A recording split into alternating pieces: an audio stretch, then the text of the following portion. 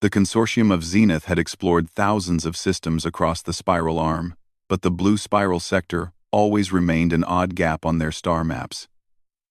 It was not empty, far from it. Their long-range telescopes recorded a sun, a few planets, and one world covered with deep oceans and restless storms. But every survey drone they sent either failed, vanished, or returned so damaged that its memory storage was useless. Eventually, the consortium labeled the world as unfit for habitation and left the region alone. So when the emergency signal arrived, no one expected it to come from this forgotten place. High Chancellor Veros looked at the glowing distress symbol hovering above the central table of the council hall. The signal pulsed in slow waves, steady and calm, as if repeating the same message again and again. "It is a call for assistance," said Archivist Sina, her transparent frills tightening with worry. "The ancient code matches a rescue beacon from our old exploration network. Only early civilizations used these. Whoever sent it is likely struggling." Quote, "Then we must help," Veros said. His tone was gentle, but there was no doubt in his words. The consortium prided itself on peace and cooperation. If a weaker species needed support, they provided it. A ship was selected at once, the Palisar, a well-equipped diplomatic vessel with upgraded medical bays, translation modules, and non-threatening defensive systems. The crew prepared supplies, expecting to aid a pre-FTL civilization suffering from natural disaster, famine, or internal conflict. No one even suggested the possibility of danger. After all, the planet in question, called Sol 3 on old maps, was infamous for extreme weather patterns, unpredictable continents, unstable magnetic fields, and a biosphere so aggressive that the Council had marked it a Type 6 hostile world. Nothing intelligent should have evolved there. Captain Lurrell of the Palisar reviewed the mission details one last time as the ship prepared for hyperslip. Her skin glowed a gentle silver, reflecting the calm interior lights. "We are to approach peacefully," she reminded her crew. "Any inhabitants will likely be fragile and fearful. Our job is to bring comfort." Her navigator, Jotora, looked unsure. "Captain, the planet is a Type 6. How can a fragile species survive such conditions?" Lurrell smiled. "Perhaps they live underground, or maybe they are not fragile at all." With that, the Palisar jumped into hyperslip space. The moment they arrived in the blue spiral sector, the crew's confidence began to shake. The star, bright and golden, shone fiercely even from a distance, emitting radiation levels that would be dangerous to many races. The solar wind hissed against the Palisar's shields like fine sand. Jotora frowned at his console. "Captain, I am detecting unstable magnetic fields extending farther than predicted. It is disrupting our outer sensors." Lurrell leaned forward. "Adjust filters. Continue approach." The closer they came, the more unusual the region became.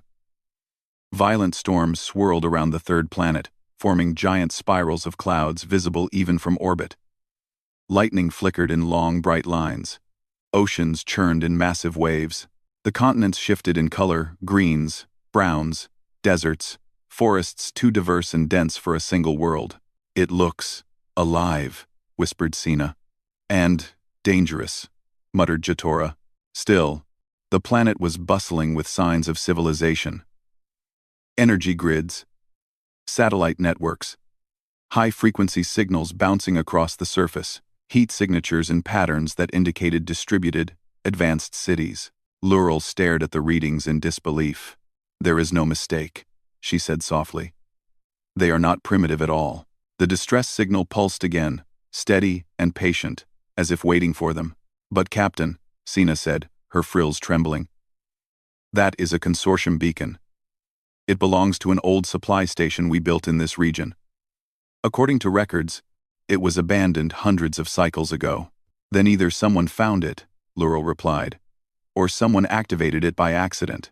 She turned to Communications Officer Talon. "Can we detect any attempt at contact?" Talon twisted several crystalline dials. "Their communication systems use a strange mix of digital pulses and electromagnetic waves. They broadcast continuously, but it is not directed at us." Wait. He froze. What is it? Laurel asked. Captain, they are locking onto our position. The bridge went silent. Then, slowly, a new signal reached them, structured, stable, and unmistakably intentional. Someone is sending us a greeting, Talon said quietly. Put it through. A gentle tone filled the air. A simple, rising sequence of notes, followed by rhythmic pulses that formed a pattern. They are matching our universal greeting code? Sina said in disbelief. How could they know it? Jatora asked. No one had an answer. The ship drifted further into orbit, drawn between curiosity and tension. More strange readings appeared. Captain, Jatora reported, I am detecting an object rising from the planet's surface. It is moving directly toward us. An orbital weapon? Someone whispered. No, Jatora replied. A spacecraft. The tension tightened like a cord across the bridge. Species developing orbital craft on a Type 6 world? Talon murmured. Impossible. But the object kept climbing, accelerating quicker than expected. It was small, agile, and built with heat-resistant plating likely to survive the harsh ascent from such an unforgiving world. Laurel rose from her chair, her voice steady. Prepare to establish peaceful contact. They are approaching with no signs of hostility. The alien craft slowed as it neared the palisar, adjusting its trajectory with surprising precision. Then, with a smooth, controlled motion, it aligned itself with the docking extension. They wish to board us, Sina said. Are we allowing it? Jatora asked.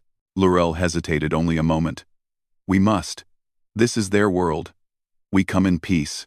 The docking clamps engaged.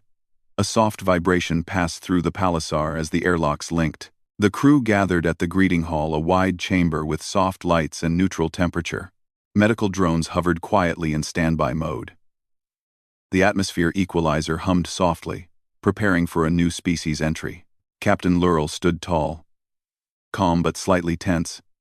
She had greeted dozens of species before, but something about this meeting felt different. The planet below was wild, unpredictable, and fierce. What kind of beings could rise from such a place? The inner door slid open. A rush of warm air entered, thick, rich with oxygen. The lights brightened, and then the visitors stepped through. The crew had expected small, timid creatures, perhaps delicate beings used to hiding from their hostile environment. Instead, they saw figures tall and upright, walking confidently. They wore flexible suits of dark fabric, decorated with bright symbols. Their bodies looked dense and strong, shaped by gravity and stress. Their faces, though soft compared to some species, held sharp awareness. Their eyes were bright, alert, and curious, not fearful at all. One stepped forward, removing her helmet. Brown hair fell to her shoulders, and her expression was warm and calm. Greetings, she said in smooth, clear speech that the translator instantly recognized. I am Captain Mira Dalton of the human ship Horizon's Wake. The Palisar's crew froze. They had not expected the native species to speak directly, confidently, or with such ease. They had not expected them to board a foreign ship without hesitation. They had not expected them at all. Captain Mira continued, smiling politely. We noticed your vessel above our world. Your arrival caused some radio interference, and our system registered the old distress beacon. We thought you might need help. A stunned silence followed. Laurel stepped forward, trying to find her voice. Help? We believed you were in distress. Mira blinked in surprise.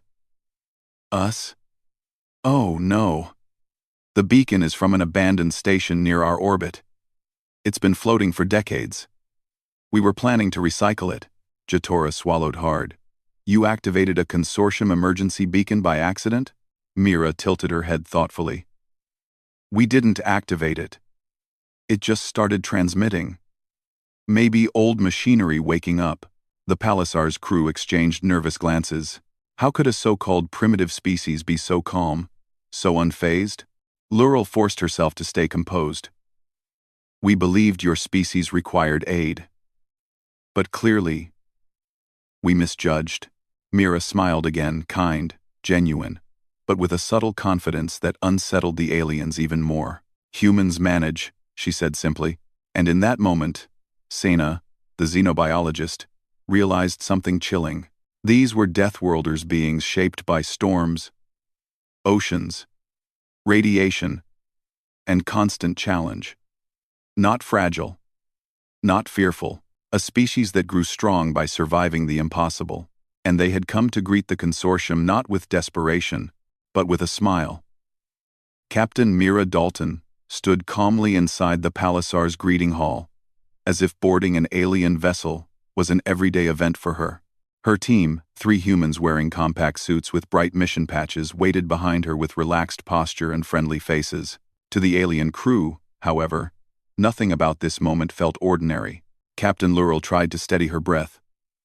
Her silver skin faintly changed tone as her body reacted to stress.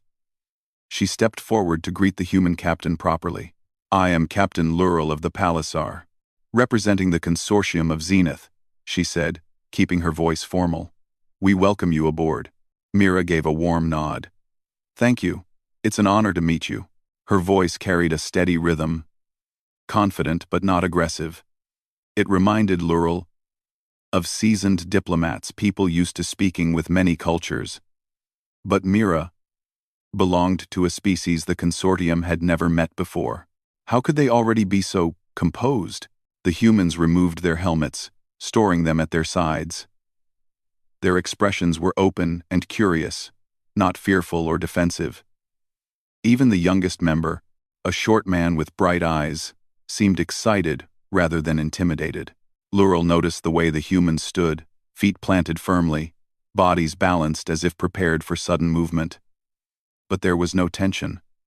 They simply existed in a way that seemed both relaxed and powerful. "Please," Lurel said, gesturing toward a sitting lounge. "Let us talk." They moved as a group into a round chamber, with gentle lighting and soft seats, shaped to accommodate different species. Mira sat comfortably, folding one leg over the other. Lurel sat across from her, with Sena, Jotora, and Talon joining behind. "Captain," Lurel began, "may I ask to confirm you come from the 3rd planet of this system?" "Yes," Mira replied. "We call it Earth." Sena stiffened, her frills trembling with shock. "Earth? That world is classified as extremely hostile." "Category 6. Mira seemed amused. "We prefer the term challenging." The humans behind her chuckled lightly. Lurel exchanged a glance with her officers. How could they laugh about something like that? A Category 6 world meant violent storms, environmental instability, unpredictable ecosystems, and constant natural hazards. No ordinary species could evolve intelligence there. Yet here they were, 3 calm humans on a foreign ship, smiling politely. "Your species developed spaceflight?" Jotora asked carefully. "Of course," Mira said. "We built our first space stations many decades ago. We've had orbital ships for quite a while." "How did you survive?" Sena whispered before she could stop herself. Mira blinked, confused. "Survive what?" "The radiation from your star," Sena said. "Your storms. Your shifting climates. The predators." Mira tilted her head. "Ah. Well, we learned. We always have." There was something so simple in her tone that it made the aliens' stomachs twist. Adapt? That was not adaptation. That was endurance on a scale they had never imagined. Talon cleared his throat. "Captain Mira, we believed the distress signal came from your civilization. It was an old consortium beacon." "We figured as much," Mira said. "It wasn't ours. We found its frequency by accident. When your ship entered orbit, it started transmitting a few hours earlier." "You did not activate it?" Lurel asked. "No," Mira said. "But when we saw a foreign vessel above Earth, we assumed you might need assistance. So we launched Horizon's Wake to check on you." "You came because we might need help?" Jotora said in disbelief. "Of course," Mira replied. "It's what we do." Her words landed heavily. The Palisar crew exchanged looks. It was supposed to be the consortium offering help to a younger species, not the other way around. Lurel leaned forward. "Captain Mira, Your ship demonstrated impressive maneuverability during docking. Is your technology advanced? Advanced? Mira repeated thoughtfully. Not compared to what we hope to build one day, but it gets the job done. Earth has a tight budget, a lot of problems, and strong gravity. We learned to make things efficient, Sina whispered to Lural. They built spaceflight while living on a world that should not support stable technological development. It is impossible. Oh, not impossible, Jatora murmured. Just frightening. Lural tried to refocus. If you did not call for help, then why come to meet us? Mira smiled. Curiosity. Also, any unknown spacecraft in our orbit is a potential risk. So we wanted to establish communication. You worry we might be dangerous? Talon asked. Not necessarily, Mira said gently. But humans like to know who's knocking on their door. It's a survival instinct, Jatora muttered. A survival instinct in a species living on that planet must be very strong. Mira laughed lightly. You could say that. Her team seemed equally amused, but not in a mocking way, more in a friendly, relaxed way that confused the aliens even more. Lural studied the humans. They were warm-blooded, oxygen-breathing, and clearly used to movement. Their muscles seemed dense, built from a life lived under higher gravity. Even their eyes had a certain sharpness, alert and aware. Captain Mira, Lural said slowly. Your species appears remarkably resilient. Mira shrugged. We're used to harsh conditions, to survive storms visible from orbit, Sina said, shaking her head. Mira's expression softened. Storms are only dangerous if you stand in the wrong place. We prepare. We build shelters. We learn from mistakes. The casual way she said it made the aliens uneasy. Lural cleared her throat. We would like to know more about your people. Your biology, your culture, your technology, and we'd like to know about you, Mira said. We came here, openly. Her engineer, a tall man with dark skin, added, We have translators ready, if you want to begin information exchange. Lural nodded slowly. Yes. Yes. We would like that. But before the discussion could continue, the palisar trembled slightly. A soft alarm hummed through the ship, warning tones. Not emergency ones, but still concerning. Jatora checked his console. Captain, gravitational fluctuations are increasing in the region. Mira stood immediately, her demeanor shifting to focused professionalism. Gravitational fluctuations? From what source? Talon replied. We are not sure. It appears to be coming from a point near the old station. Mira folded her arms, thinking quickly. Our sensors detected a spatial anomaly earlier. We thought it was noise. Lural frowned. Our ship is not equipped for severe gravitational shifts. Mira turned to her team. Horizon's wake is built sturdily. We can handle external pressure better. Her engineer nodded. We reinforced our frame for atmospheric turbulence. Quote, Sina whispered.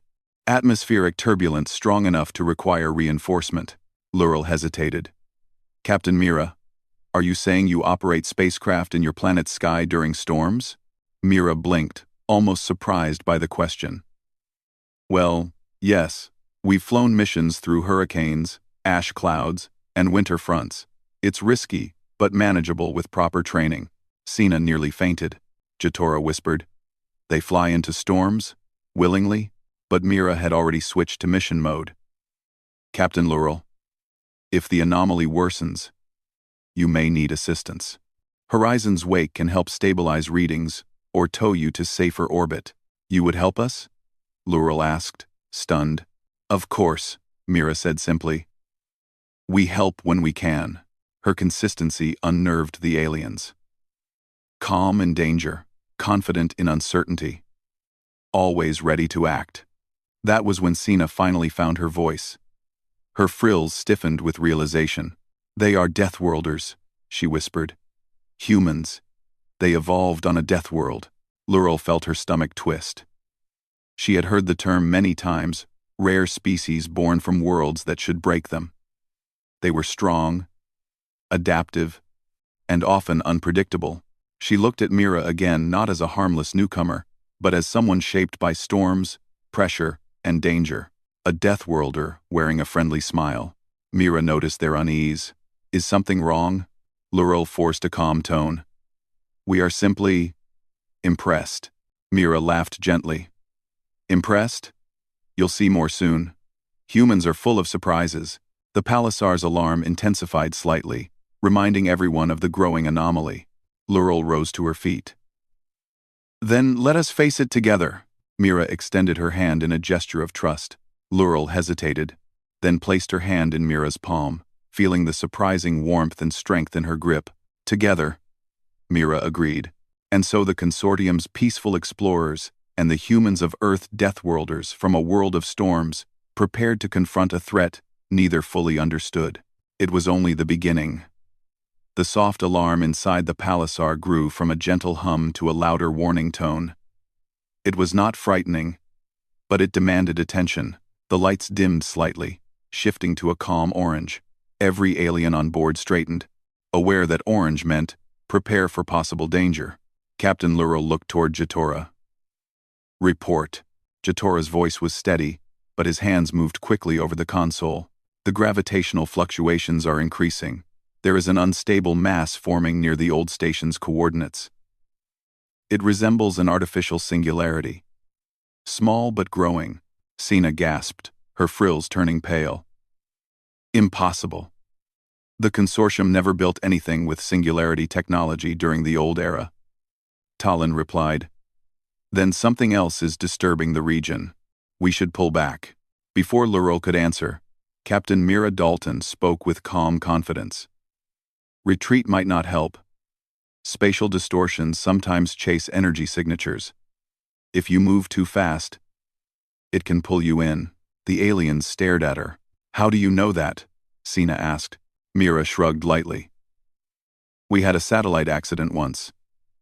Our scientists studied the gravitational tear for years. Jatora blinked. Your people study gravitational tears casually? Mira smiled. Curiosity is a human habit. Laurel tried to stay focused. Captain Mira, can your ship handle the growing disturbance? Yes, Mira said. Horizon's wake is strong. We built it for re-entry turbulence and high-gravity strain. We can maneuver closer to the anomaly and get detailed readings. Laurel hesitated. It may be dangerous. Mira nodded. Dangerous, yes, but manageable. Those words, spoken so calmly, made the alien crew feel both uneasy and strangely reassured. Minutes later, the humans returned to their ship. The Palisar crew watched through the view window as Horizon's wake disconnected from the docking bridge and drifted into open space. The small human vessel was compact, angular, and clearly built for durability. It glided with smooth confidence, as if it belonged in chaos. Inside the Palisar's bridge, Sina adjusted the sensors. We are receiving data from their ship now. Their scanners are stronger than ours. Of course, Jatora muttered. A species that flies through world-ending storms would design scanners that survive anything. Laurel kept her focus forward. What do the readings show? Sina's frills twitched with confusion. The anomaly is oscillating. It is not natural. Something is collapsing and reforming inside the distortion. Metallic fragments, machinery, energy signatures. Could the old facility be tearing itself apart? Laurel asked. Maybe, Sina replied. But the energy pattern is unlike consortium technology. Talon frowned. If it grows stronger, it could pull our ship into a gravitational fold. Laurel nodded. Transmit a warning to Captain Mira. But they didn't need to. Horizon's wake suddenly changed course, circling the anomaly with controlled bursts from its thrusters. The ship moved gracefully, as if guided by instinct. Captain, Jatora said. They are moving too close. Sina shook her head. No. They are studying the distortion safely. They calculated the rotation path. Laurel watched the human ship with growing awe. The more she observed, the more she understood why the term Deathworlder carried weight. Humans didn't just survive danger, they learned from it, adapted to it, and shaped themselves around it. Mira's voice came through the speakers. Palisar, we have identified the instability. The old station is collapsing into a micro-rift. Something triggered its power core. If the rift grows, the surrounding space lane could become unusable. Talon tapped his console. That trade route is crucial to 4 consortium sectors. Mira continued. We think we can stabilize it. We? Laurel repeated nervously. Yes, Mira said. Your ship has delicate sensors and remote tools. Our ship has strong shielding and maneuvering ability. Together, we can redirect the energy before the singularity forms fully, Jatora whispered. They want us to work together while orbiting a gravitational tier? Senna muttered. Humans are fearless. No, Laurel corrected softly. Humans are used to danger. There is a difference. She took a breath. Captain Mira, we will assist. The next hour was tense, delicate, and filled with rapid communication between the 2 ships. The Palisar extended long mechanical arms, each glowing with blue stabilizing light. They emitted calm waves of counter-energy. Horizon's Wake darted closer to the collapsing station, adjusting the angle of the beams by relaying new readings to the Palisar. Jatora struggled to keep the ship steady. Captain, even our stabilizers are shaking. The force is too strong. Hold, Laurel said firmly. Mira's voice came through again. We are positioning near the core. Keep your beams steady for 20 more seconds. The waves around the collapsing station swirled like ripples in liquid space. A bright flash erupted from the center, and the gravity around them shifted sharply. The Palisar trembled. Sina cried out. The gravitic pull is increasing. Laurel felt the floor tilt beneath her. Her hands gripped her chair. Can we disengage? If we disengage now, Jatora said, the distortion may grow uncontrollably. Mira's voice came through immediately. Palisar, maintain position. We're almost there. On the screen, Horizon's Wake rotated sharply, using its reinforced hull like a shield. It released small drone modules that flew into the distortion, emitting rapid pulses. What are they doing? Talon asked. Interference bursts, Sina said in amazement. They're redirecting the collapse. How did humans invent this? Necessity, Laurel murmured. The anomaly surged again, one last violent pulse. Both ships shook. The lights flickered. Captain Mira status, Laurel called. Static answered it first, then Mira's voice returned, calm but breathless. We're fine. The rift is stabilizing. Keep steady another 10 seconds. Sina watched her display anxiously. The swirling distortion slowly weakened, its edges smoothing into a gentle wave pattern instead of the chaotic spikes from earlier. The singularity has collapsed, Sina whispered. The region is stabilizing. Jatora leaned back with relief. We did it. No, Laurel corrected quietly, watching the human ship return to a safer distance. We did it with them. When Horizon's Wake docked again with the Palisar, there was no fear or hesitation this time. The alien crew practically rushed to the greeting hall. The humans entered calmly, removing their helmets once more. Mira's face carried a light smile, though her cheeks were flushed from effort. Laurel stepped forward. Captain Mira, what your team did was remarkable. Mira shrugged. You helped too. We couldn't have done it alone, Talon whispered to Jatora. They always say things like that, so casual. Jatora nodded. Yes, terrifying. Sina approached Mira, studying her with wide eyes. Your drones, those bursts. How did you learn such advanced gravitational mathematics? Mira laughed softly. We didn't learn them first. We survived them first. Then, we figured out the math. The Palisar crew fell silent. This explained everything. Humans didn't start with theory. They started with danger, learned through experience, and built solutions afterward. Laurel bowed her head slightly, a gesture of deep respect among her people. Humanity has earned the consortium's admiration today. Mira looked surprised. Admiration? Yes, Laurel said. You faced a crisis without fear. Your people are strong. adaptive, and brave. You protected not just yourselves, but us and the entire region." Mira's smile was warm. "We just did what was right." Lurel exhaled slowly. "You are Deathworlders. And yet, you are compassionate." Mira raised an eyebrow. "Deathworlders? That's a new word." Sina explained softly. "Deathworlders are species who evolve in dangerous places that should break them. But instead, they grow strong. You are the first we have ever met." Mira exchanged looks with her team. They seemed amused, confused, and proud all at once. "Well," Mira said lightly, "I guess Earth is a bit rough." "A bit," Jatora repeated under his breath. "They call that a bit."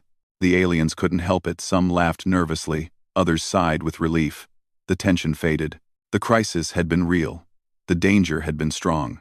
But the humans had been stronger. Captain Lurel addressed both crews. "We will send a full report to the Consortium Council. Humanity has proven itself as a capable and responsible civilization. You have shown bravery, skill, and kindness." Mira bowed her head respectfully. "Thank you, Captain." Lurel smiled faintly. "And, perhaps, we were wrong to assume you needed help. It seems, instead, that you may help many others." Mira chuckled. "We're happy to try." The bond between the two species had begun not with fear, but with shared survival and surprising trust. And the galaxy was about to change forever. The crisis near the old station finally calmed. The space around the blue spiral sector became quiet again. Almost peaceful. As if the dangerous event had never happened, the stars shimmered gently. And the swirling distortion faded like a distant memory. Inside the palisar, however, the atmosphere was full of energy. The alien crew walked with purposeful steps, exchanging excited murmurs. Their silver and blue uniforms glowed softly under the lights, reflecting their relief and amazement. The humans had returned safely to their ship, waiting for instructions. Captain Mira Dalton told her team to rest for a moment, but they all remained half alert, ready for whatever might come next. Another instinct, shaped by life on Earth. Meanwhile, Captain Lurel prepared a message for the Consortium Council. She stood at her desk, her silver skin shimmering with shifting emotions. Sena and Jatora stood nearby, assisting her as she recorded her report. Lurel began speaking clearly into the holographic recorder. "Consortium Council, this is Captain Lurel of the Palisar. We have completed first contact with the new species from the third planet of the blue spiral sector. They call themselves humans." She paused, choosing her next words carefully. "Contrary to our expectations, humans are not primitive. They are technologically developed, culturally cooperative, and capable of advanced scientific understanding. They also display high adaptability and bravery, qualities we rarely see in species from harsh worlds." Sena nodded approvingly as Lurel continued. "During an unstable gravitational event near the old station, humans risked their ship and their lives to assist us. Their actions prevented a dangerous collapse of the space lane. Without their help, many systems would have suffered great disruption. We owe them gratitude," Jatora added in a low voice. "And respect." Lurel finished the recording. "We recommend immediate diplomatic recognition of the human civilization, as equals." She sent the message. Now they only needed to wait. A few hours passed before the Council's reply arrived. By then, both ships had repositioned in a stable orbit. The humans and aliens shared data, exchanged cultural notes, and rested quietly after the long crisis. Inside the meeting hall, Lurel and her officers gathered around the central holo display. Mira and 2 human crew members joined them, standing respectfully. The Council's message activated. Dozens of holographic figures appeared, leaders from every major species in the consortium. They reviewed Lurel's message with focused attention. Then their decision appeared in glowing text. "The Consortium of Zenith officially recognizes the humans of Earth as a peer civilization. They have demonstrated unity, courage, and technological skill. Begin diplomatic relations at once." The hall fell silent. Captain Mira's eyes widened slightly. "Peer civilization? Laurel turned to her with a gentle smile. It means we consider your people equals. Partners, not students, not a weaker species but friends. The young human engineer behind Mira let out a small breath of disbelief. Wow, that's fast. Sina stepped forward with a warm expression. You earned it faster than any species we have ever met. Mira bowed her head politely. We appreciate the honor. Truly. But Laurel shook her head lightly. Honor is not enough. There is something more. She gestured toward the large window where Earth spun below them, blue, green, cloudy, and alive. For centuries, the consortium wondered what kind of species could survive there. We assumed it would be fragile, fearful, and small. Instead, we found you. Mira's expression softened, touched by the honesty in Laurel's words. Laurel continued, her voice steady and full of respect. Your world is one of storms, extremes, and constant change. Yet your people rose from it, with curiosity, kindness, and determination. You are Deathworlders, but peaceful ones. That combination is rare. Mira smiled. We try our best. Talon stepped forward. If you do not mind my asking, do your people know how rare that is? R.O. Mira chuckled softly. No, most humans don't think about it. We just live life. Work, explore, argue, learn, try again. We survive because we must.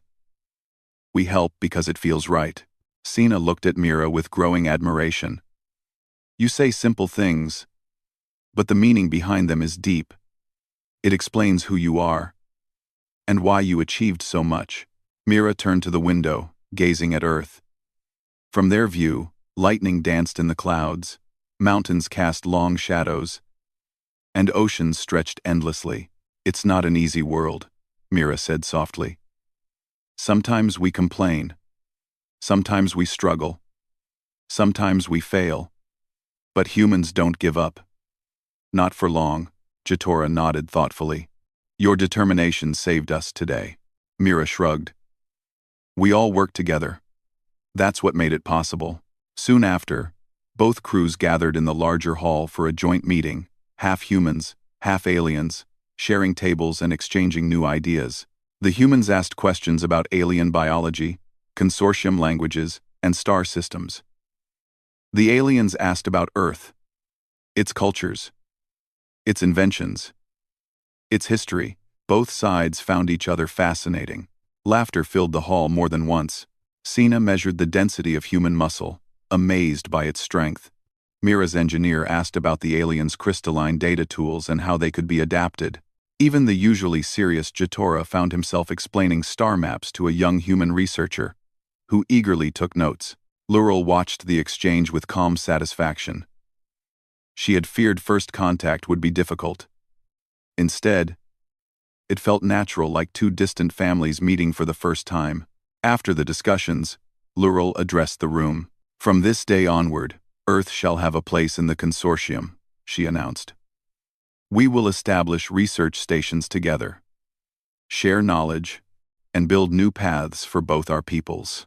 Mira stepped forward, clearing her throat. We're honored, she said. But before anything official, humanity wants something simple. Laurel tilted her head curiously. What is it? A promise, Mira replied. That you'll treat us honestly. Not as heroes, and not as monsters. Just as people, Sina spoke softly. We can promise that, Captain Mira. And we ask the same, Mira said. Laurel smiled warmly. You have it. Later, after the hall emptied, the two captains stood together near the large observation window. Horizon's wake floated quietly beside the palisar, like two companions drifting through space.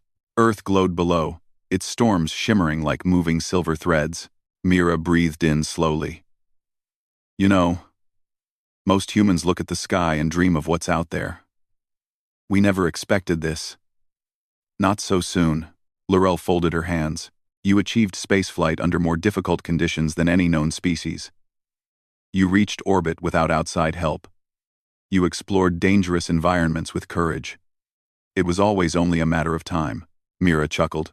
Humans don't always see themselves the way you see us. That is usually true of great species, Laurel replied gently.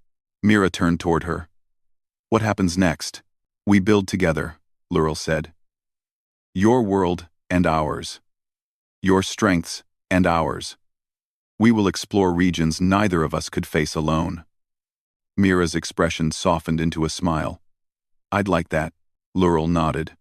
The galaxy is wide, Captain Dalton. And now, it knows humanity. Outside, the darkness of space felt a little less empty, filled now with new hope, new curiosity, and a growing alliance. As the Palisar and Horizon's Wake prepared to depart the blue spiral sector together, a final transmission went out across consortium space, simple, clear, and full of meaning. A new civilization joins the stars. They come from a world of storms. They call themselves humans, and they are not to be underestimated. The message spread far and wide. Some reacted with fear, others with excitement, many with curiosity, but all of them listened, because a new chapter in galactic history had begun, a chapter shaped by the Deathworlders of Earth, who smiled at danger, reached for peace, and stepped boldly into the unknown. And the galaxy would never forget the day they appeared.